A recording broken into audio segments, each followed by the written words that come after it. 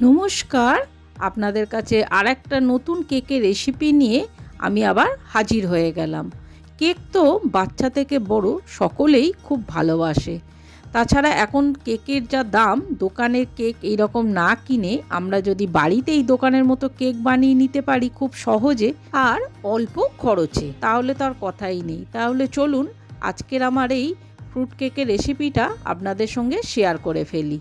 প্রথমেই আমাদের যেটা করতে হবে, গ্যাসের মধ্যে একটা পাত্র বসিয়ে তার মধ্যে আমি হাফ কাপ চিনি দিয়ে দেবো। দিয়ে আমাদের চিনির একটা ক্যারামেল তৈরি করে নিতে হবে। তার জন্য আমি এখন গ্যাসের ফ্লেমটা থাকবে একদম হাই টু মিডিয়াম। এবার চিনিটাকে আমাদের গলিয়ে একটা চিনির ক্যারামেল তৈরি করে নিতে হবে। চিনিটা আমার প্রায় গলেই গেছে। এইভাবে সমানে নাড়তে নাড়তে দেখুন কালারটা অনেকটাই চলে এসেছে। এই সময় আমি অল্প অল্প করে এর মধ্যে কিছুটা জল দিয়ে দেবো। আর বেশি লাল করতে হবে না, তাহলে তেতো হয়ে যাবে। এই রকম হালকা লাল থাকতেই আমি এর মধ্যে কিছুটা জল দিয়ে দেবো। খুব সাবধানে জলটা দিতে হবে এই সময়, কারণ গায়ে ঠিকরে পড়তে পারে। এবারে অল্প অল্প করে জল দিয়ে আমাদের ক্যারামেলটাকে জলের সঙ্গে মিশিয়ে নিতে হবে। জলের সঙ্গে খুব ভালো করে ক্যারামেলটা মিশে গেলে আমি এখানে হাফ কাপের মতো জল ব্যবহার করেছি।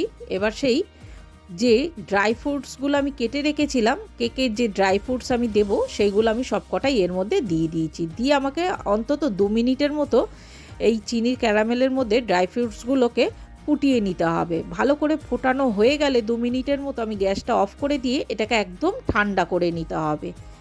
আমার দেখুন ক্যারামেলটা একদম ঠান্ডা হয়ে গেছে। এবার একটা বড় পাত্রের মধ্যে আমি ক্যারামেলটাকে পুরোটাই ঢেলে দেব। ঢালা হয়ে গেলে এবার এটাকে একটু সামান্য নাড়াচাড়া করে নিয়ে এবার এর মধ্যে এক এক করে আমি 1/4 কাপ দুধ আর 1/4 কাপ এখানে আমি সাদা রিফাইন তেল দিয়ে দেব। দিয়ে খুব ভালো করে আমাদের এটাকে প্রথমে মিশিয়ে নিতে হবে। সবকটা খুব ভালোভাবে একসঙ্গে মিশে গেলে এবারে এর মধ্যে একটা আমি প্রথমে ছাঁকনি বসিয়ে দেবো। দিয়ে এক এক করে শুকনো সব উপকরণ, প্রথমেই এখানে আমি 1 কাপ ময়দা নিয়ে নেব। ময়দাটা দেওয়া হয়ে গেলে এখানে আমি 1/4 কাপ আমি গুঁড়ো দুধ দিয়ে দেব। 1/4 কাপ গুঁড়ো চিনি, 1 টিস্পুন বেকিং পাউডার, 1/4 মানে 4 ভাগের 1 ভাগ বেকিং সোডা, আর সামান্য একটু 1 চিমটে লবণ এর মধ্যে আমি দিয়ে এবার এই সব কটা উপকরণকে আমাদের খুব ভালো করে চেলে এর মধ্যে দিয়ে দিতে হবে, যাতে কোনো দানা ভাব না থাকে এর মধ্যে। এবার এই যেগুলো বেরিয়েছে দানার মতো সেগুলো আমি বাদ দিয়ে দেব।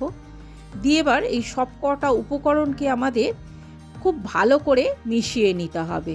একটা চামচের সাহায্যে আমি খুব ভালো করে মিশিয়ে নেব প্রথমে। তখন খুব ভালো করে সব কটা একসঙ্গে মিশে যাবে, তখন এখানে আমি আরও হাফ কাপ ময়দা এর মধ্যে ব্যবহার করব। আরও হাফ কাপ ময়দা আমি এর মধ্যে দেব। কিছুটা ময়দা আমি হাফ কাপের কিছুটা ময়দা দিয়ে আবার একটু সামান্য মেখে নিয়ে আবার আমি এর মধ্যে বাকি হাফ কাপের বাকিটাও আমি এর মধ্যে ঢেলে দেব। এই নিয়ে আমার মোট টোটাল 1.5 কাপ ময়দা আমি এর মধ্যে ব্যবহার করলাম। খুব ভালো করে এবার এইটাকে আমাদের মিশিয়ে নিতে হবে।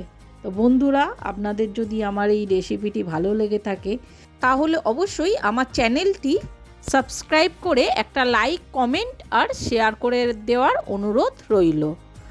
যখন সব কিছু একসঙ্গে মেশানো হয়ে যাবে তখন এখানে আমি কিছুটা কমলা লেবুর রস বা কমলা লেবুর জুস যেটাই বলুন সেটা কিছুটা আমি এখানে এর মধ্যে দিয়ে আবার ময়দাটাকে একটু ভালো করে মেখে নেব।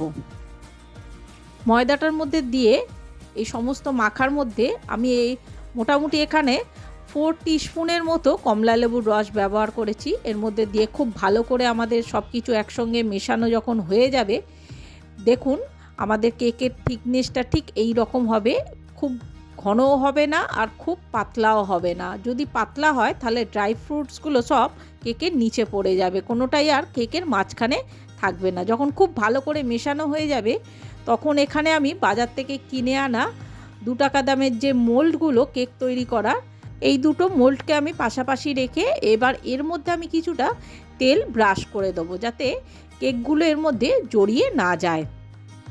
ভালো করে মোল্ডের মধ্যে আমি তেলটা যখন ব্রাশ করা হয়ে যাবে তখন সেই কেকের ব্যাটারটা থেকে এবার হাফ হাফ করে ব্যাটার আমি দুটো মোল্ডের মধ্যেই ভাগ করে দেব।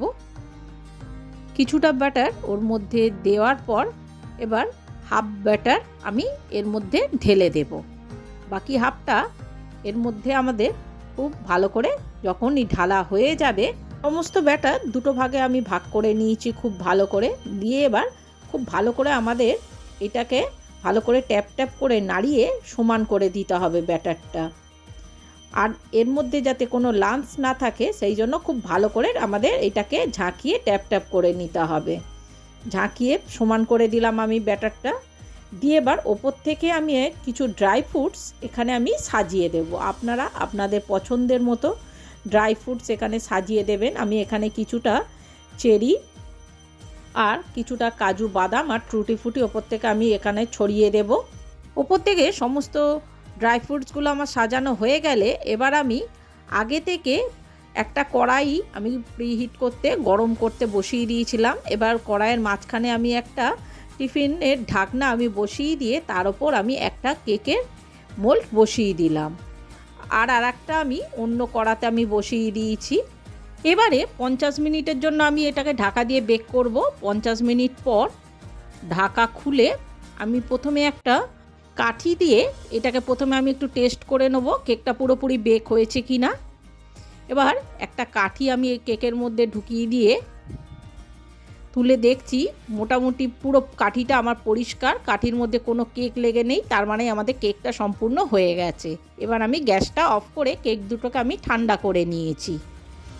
তাহলে দেখতেই পাচ্ছেন কত সহজে আর কত তাড়াতাড়ি আর কত কম খরচে আমরা বাড়িতেই দোকানের মতো এরকম কেক বানিয়ে ফেললাম। দোকানেই মোটামুটি এই কেকগুলো আমাদের কিনতে গেলে 100-150 টাকা তো খরচ হবেই, কিন্তু বাড়িতে কত কম খরচে আমরা এইরকম দোকানের মতো কেক বানিয়ে ফেললাম।